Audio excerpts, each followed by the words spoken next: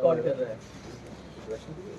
जी ma'am बताएं जो आज की प्रेस नहीं, कॉन्फ्रेंस आज तो प्रेस कॉन्फ्रेंस इसलिए है कि आप जानते हैं मैं पिछले 1-2 दिन से राजौरी में हूँ और आज हम कोई रैली वगैरह के लिए नहीं आए थे, बल्कि बहुत सारे लोगों की ख्वाहिश थी कि हम पर्सनली मिलना चाहते हैं, इसलिए काफ़ी डेलीगेशन से मैं मिली और मैंने महसूस किया कि यहाँ माहौल जो है बहुत ही ज़्यादा डरावना बनाया गया है। एक तरफ से एक जमात इलेक्शन लड़ रही है तो वो फतवे दे रही है, मजहबी फतवे दे रही है कि अगर आपने फलानी को वोट नहीं डाला तो आप जहन्नम में जाओगे, आपके साथ ये होगा, मरने के बाद आपके साथ वो होगा, आपको बीमारियां लग जाएंगी।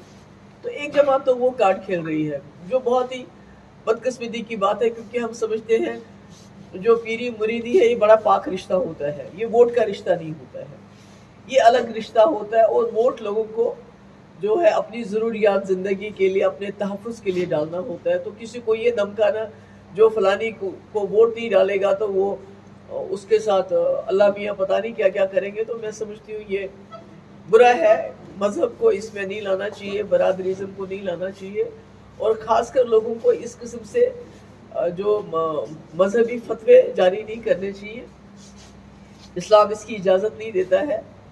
और दूसरी तरफ से दूसरी जमात है जो बीजेपी के कंधे पे रख के बंदूक चला रही है, जो लोगों को ब्लैकमेल कर रही है, डरा रही है, धमका रही है। तो उसका ये नतीजा है कि लोग सामने, एक कम्युनिटी इसलिए नहीं आ रही है, उनको लगता है कि अगर हम सामने खुल के आएंगे तो हमारे खिलाफ फतवा जारी होगा। दूसरी कम्युनिटी इसलिए नहीं आ रही है, उनको लगता है कि सरकार हमारे साथ जो है एक ब्लैकमेलिंग का उन्होंने टैक्टिक इस्तेमाल किया है, और जो हमने सुना है कि काफ़ी सारे ऑफिसर्स को बुलाया गया, उनको धमकाया गया है कि आपकी पोस्टिंग यहाँ करेंगे, वहाँ करेंगे, ये करेंगे, वो करेंगे, अगर आपने एक ऐसी जमात को वोट नहीं डाला जो वो खुद जानते हैं, बीजेपी वाले खुद जानते हैं कि जिस पार्टी के लिए वो वोट मांग रहे हैं उनकी कश्मीर में ज़मानत जब्त होने वाली है, तो उसके बावजूद भी वो चाहते हैं उनको वोट पड़े। तो उनको तो डायरेक्टली कहना चाहिए कि आपको उसको वोट डालना चाहिए जिसको आप कामयाब करना चाहते हैं इनडायरेक्ट वोटिंग से। तो मुझे लगता है कहीं ना कहीं दोनों का जो है, कहीं जो है वो एक ही पॉलिसी अपनाई हुई है, एक फतवे के ज़रिए धमकी दे रही है और दूसरी सरकार का इस्तेमाल करके धमकी दे रही है। पर हैविंग सेड दैट, जो मेरे से कल दिन भर डेलीगेशन मिलते रहे, तो लोगों की यहाँ बड़ी मुश्किलात हैं और जिसमें सबसे बड़ी मुश्किलात है, मेरे पास काफ़ी यंग लोग आए और बहुत ही ज़्यादा हाईली एजुकेटेड, जो मैं इमेजिन भी नहीं कर सकती थी कि इतने एजुकेटेड होंगे, डबल एम.ए. उसके बाद नीट, उसके पता नहीं कौन कौन से इम्तिहान पास किए, पर बेरोज़गारी है और 35% से ज़्यादा हमारी जम्मू कश्मीर में बेरोज़गारी है। तो मैं समझती हूँ इसकी सबसे बड़ी वजह ये है, एक तो इन्होंने कहा था 370 बड़ी रुकावट है, इससे होगा तो पता नहीं क्या होगा, मगर जब से 370 ख़त्म किया गया, कोई भी मुफ्ती साहब के वक्त में रहबर तालीम की बहुत बड़े स्केल पे रिक्रूटमेंट हुई थी, रहबर ज़राअत, रहबर तालीम, रहबर खेल, मगर आज जो हो रहा है, आज कोई रिक्रूटमेंट नहीं हो रही। जितनी भी 4-5 रिक्रूटमेंट आप लोग भी जानते हैं, उसमें ऐसी एजेंसीज़ को इन्वॉल्व किया गया जो ब्लैक लिस्टेड है। उसकी वजह से यहाँ नौजवान जो है बड़ा फ्रस्ट्रेटेड है, कोई उनकी बात नहीं करता है, कोई ये नहीं कहता है कि आपने तो कहा था 370 के बाद बड़े कारखाने खुलेंगे। कारखाने तो नहीं खुले, बल्कि जो रेत बाजरी हमारी है वो भी बाहर के लोगों को दी जा रही है, कॉन्ट्रैक्ट्स बाहर के लोगों को दिए जा रहे हैं। मुफ्ती साहब ने एक सेल्फ हेल्प ग्रुप यहाँ किए थे, जिसमें इंजीनियर्स, पढ़े लिखे लोग थे, जो कॉन्ट्रैक्ट जिनको मिलता था वो भी इस सरकार ने बंद कर दिए। आप चकंदाबाद से ट्रेड होता था वो भी बंद कर दिया। तो कहीं ना कहीं ऐसा लगता है कि जो सरकार है लोगों को देने के बजाय जो मुफ्ती साहब ने अच्छे काम शुरू किए थे उनको बंद करवाना चाहते हैं। बाबा गुलाम शाह पातशाह यूनिवर्सिटी की इतनी हालत ख़राब है, वहाँ कॉन्ट्रैक्ट बेसिस पे लेक्चरर, प्रोफेसर, मैंने सुना वहाँ मुश्किल से एक प्रोफेसर है, बाकी ऐसे ही कॉन्ट्रैक्चुअल पे चलता है, जिसका स्टैंडर्ड बहुत ही ज़्यादा डाउन हो गया। हालांकि ये मुफ्ती साहब के एक बहुत बड़ी तोहफ़ा था इस रीजन के लिए, क्योंकि यहाँ के स्टूडेंट्स को या तो जम्मू जाना पड़ता था या कश्मीर जाना पड़ता था, और बहुत सारे गरीब लोग थे जो अफोर्ड नहीं कर सकते थे। तो ये और भी कई मसले हैं, पर मुझे लगता है सबसे बड़ा जो इस वक्त मुझे यहाँ मुश्किल नज़र आ रही है वो ये लोग खौफज़दा हैं। लोग खौफज़दा हैं, बात कोई कहता नहीं है, खुल के कोई बात कहता नहीं है। उनको लगता है हम अगर एक जमात के खिलाफ बोलेंगे तो वो फतवा देंगे, अगर दूसरे के बोलेंगे तो सरकार हमें जो है वो हमें तंग करेगी या हमें कोई नुकसान पहुंचा सकती है। That's all. मैम, जिस तरह से आपने बताया कि सरकार प्रेशराइज कर रही है, गवर्नमेंट मशीनरी प्रेशराइज करे, क्या आप एलजी एडमिनिस्ट्रेशन पे जो है वो एलिगेशन लगा रहे हो? क्या एलजी एडमिनिस्ट्रेशन ही नहीं, हमारे पास जो रिपोर्ट्स हैं, जो होम मिनिस्टर साहब कश्मीर आए इस वक्त बेवक्त, जबकि पूरे मुल्क में इलेक्शन है, उनकी ज़रूरत वहाँ है और अमरनाथ यात्रा जो है वो जुलाई में होने वाली है, तो वहाँ भी कुछ लोगों ने खदशात जाहिर किए कि ये क्या मीटिंग है, कहीं ऐसा 87 की तरह तो नहीं माहौल बनाया जा रहा है। 87 में इलेक्शन के दिन रिगिंग हुई थी, यहाँ इलेक्शन से पहले मैनिपुलेशन हो रहा है, क्या हो रहा है? क्योंकि हमने श्रीनगर में देखा जो पीडीपी के डोमिनेटेड एरियाज थे वहाँ पोलिंग बहुत स्लो रखी गई, जो बाकी, क्योंकि मुझे लगता है कहीं ना कहीं पीडीपी से इनको खौफ है, पीडीपी से डर है, क्योंकि पीडीपी लोगों के मुद्दे उठाती है। बाकी मुझे यहाँ भी कई पोलिंग स्टेशंस है जिसके बारे में मुझे तहफ़्फ़ुज़ात है कि वहाँ वो ये नहीं है कि वहाँ पीडीपी को किसी तरह से रोकना है, मुझे नहीं समझ आती है ये पीडीपी से इतना खौफज़दा क्यों है।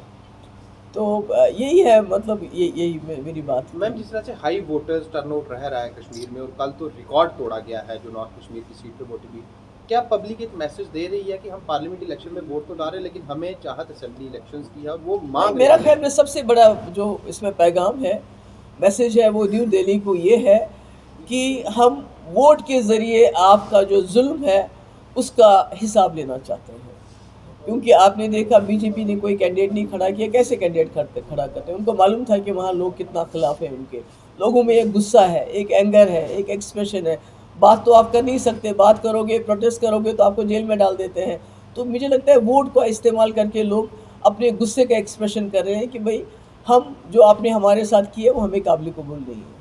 मैम, पीएम की एक स्टेटमेंट आई है कुछ ही दिन पहले जिसमें उन्होंने कहा कि मैंने कहीं पे भी मुस्लिम्स के खिलाफ या माइनॉरिटीज के खिलाफ कोई शब्द इस्तेमाल नहीं किया है। आप उसको किस तरह देखते हैं? कुछ भी नहीं कहा उन्होंने। क्या कहा घुसपैठिए हैं मुसलमान, कहा कांग्रेस आपका मंगलसूत्र चुरा के, आपकी भैंस चुरा के मुसलमानों को देगी, कांग्रेस जो है आप मुसलमानों को आपकी रिजर्वेशन चुरा के मुसलमानों को देना चाहती है। तो और क्या कह सकते हैं? अभी आपने शायद कल भी देखा होगा वो जो बुलडोज़र बाबा है, उनका स्टेटमेंट आपने देखा कि उन्होंने मुसलमानों के बारे में क्या क्या कहा। वो तो उसी पार्टी में है ना। तो मुझे लगता है कि ऐसा प्राइम मिनिस्टर की लेवल पे इस किस्म की बात कहना मुसलमानों के बारे में, फिर कहना कि मैंने मुसलमानों के बारे में कुछ नहीं कहा, मैं कहती हूँ कि after all he is the prime minister of the country. Ma'am, 25 तारीख को इसी सीट पे वोटिंग होने जा रही है और इसी सीट के 2 एरियाज में टारगेट की हुई 3 दिन पहले यूनियन होम मिनिस्टर के विजिट के बाद। डॉक्टर फारूक अब्दुल्ला ने इसमें एक जुडिशियल प्रोब की डिमांड की और उनका ये भी कहना है कि अगर यहाँ की एजेंसीज इन्वेस्टिगेशन नहीं कर सकती तो इंटरनेशनल लेवल की किसी एजेंसी को बुला के इन्वेस्टिगेशन करनी चाहिए।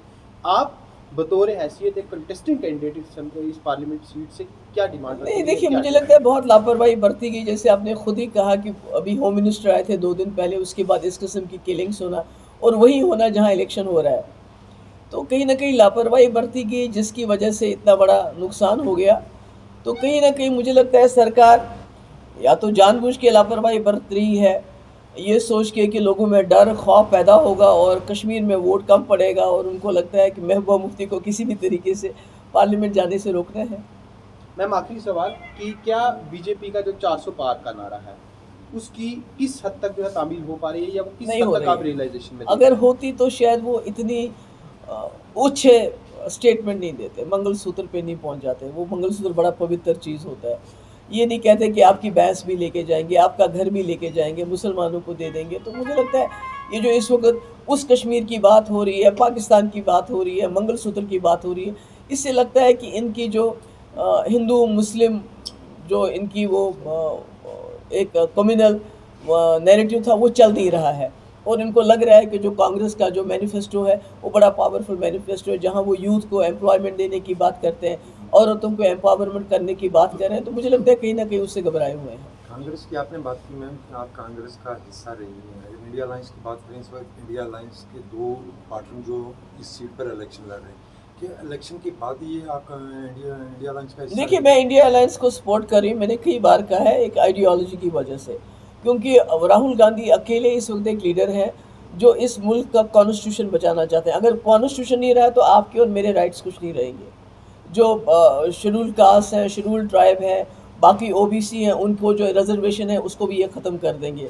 इस वक्त बीजेपी क्या बोलती क्या नहीं बोलती, पर उनका इरादा यही है कि अगर उनको दोबारा पावर मिलता है तो वो कॉन्स्टिट्यूशन को ख़त्म करेंगे। मुझे नहीं पता है वो क्या क्या चीज़ लागू करेंगे। और कॉन्स्टिट्यूशन सबसे ज़्यादा इस मुल्क की ज़रूरत है और इसकी मुल्क की बुनियाद है। Thank you. ठीक है, ओके, थैंक यू।